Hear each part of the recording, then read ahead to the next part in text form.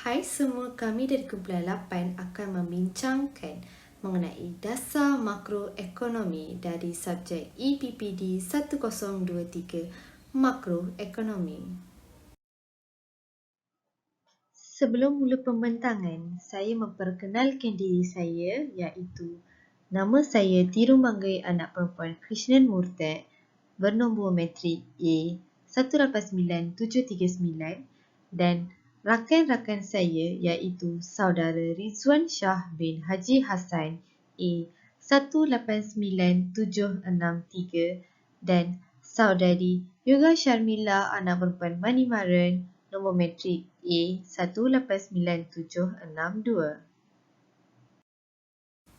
Jom kita lihat apakah itu dasar makroekonomi.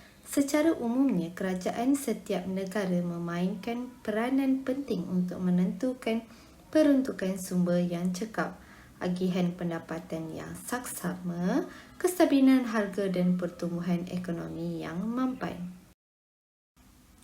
Terdapat beberapa dasar yang penting dan sering dilaksanakan oleh kerajaan.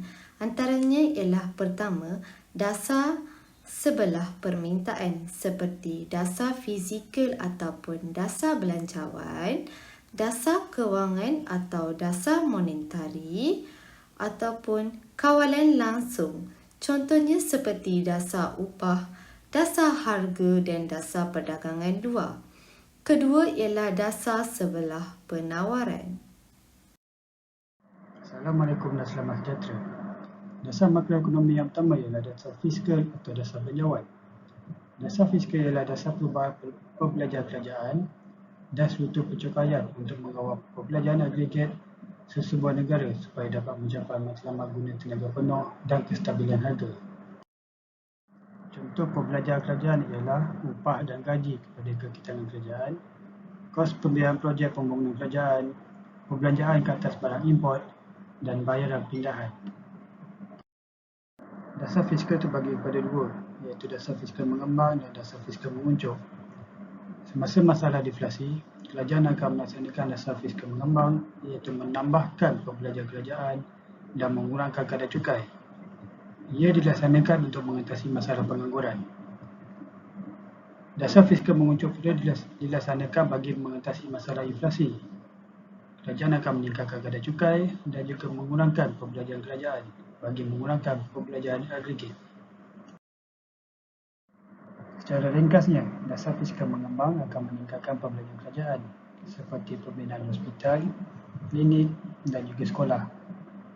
Ia memerlukan tenaga buruh dalam sektor pembinaan dan juga kaki tangan seperti doktor, jururawat dan juga guru setelah projek tersebut siap. Ia sekaligus akan menambah peluang pekerjaan dan juga mengatasi masalah pengangguran. Seterusnya, kita akan melihat bagaimana dasar fiskal menguncung dapat mengurangkan masalah inflasi. Inflasi bermaksud kenaikan dalam tingkat harga umum barangan atau perkhidmatan dalam tempoh masa tertentu. Ia berpunca daripada terdapat wang yang banyak di dalam pasaran menyebabkan perbelanjaan penggunaan adalah tinggi. Bagi mengatasi masalah ini, kerajaan akan menaikkan struktur pencukaian, contohnya cukai pendapatan individu.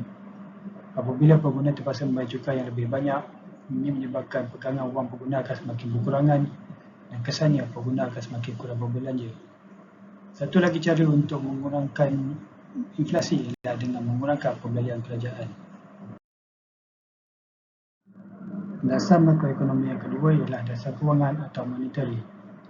Dasar kewangan ialah dasar kerajaan yang dijalankan oleh Bank Pusat untuk mengawal penawaran wang dan kadar bunga dalam ekonomi, untuk mengawal permintaan agregat sesebuah negara supaya mencapai objektif guna tenaga penuh dan kestabilan harga. Dasar kewangan terbagi kepada dua, iaitu dasar kewangan mengembang dan dasar kewangan menguncung. Semasa kemelesetan ekonomi atau deflasi, kerajaan akan menjalankan dasar kewangan mengembang, iaitu menambahkan penawaran wang dan mengurangkan kadar bunga dalam pasaran bagi meningkatkan perbelanjaan agregat untuk mengatasi masalah pengangguran. Dasar kewangan menguncung pula dilaksanakan dengan mengurangkan penawaran wang dan meningkatkan kadar bunga bagi mengatasi masalah inflasi. Secara ringkasnya, Dasar kewangan mengembang dilaksanakan untuk mengurangkan masalah pengangguran yang berlaku disebabkan deflasi atau kemelesetan ekonomi. Kerajaan melalui Bank Pusat akan meningkatkan bekalan wang di dalam pasaran. Apabila bekalan wang bertambah, pergerakan wang pengguna juga akan semakin bertambah. Pengguna akan mempunyai lebihan wang untuk dilaburkan semula dalam bentuk perniagaan, sekaligus akan memunculkan peluang pekerjaan yang baharu. Dasar kewangan muncul dilaksanakan untuk mengurangkan masalah inflasi.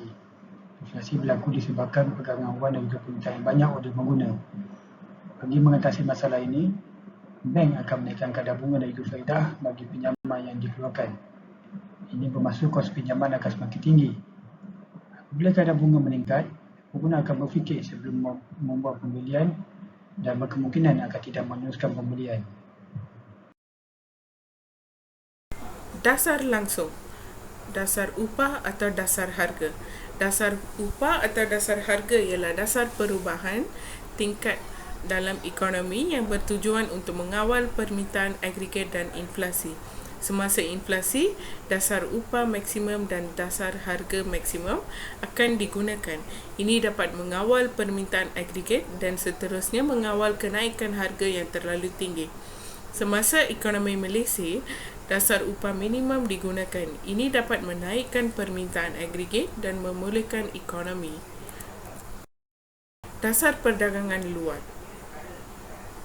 Dasar perdagangan luar ialah dasar kawalan perdagangan antarabangsa dan kadar pertukaran wang asing untuk menjamin supaya imbangan pembayaran negara selalu berada dalam keadaan yang stabil.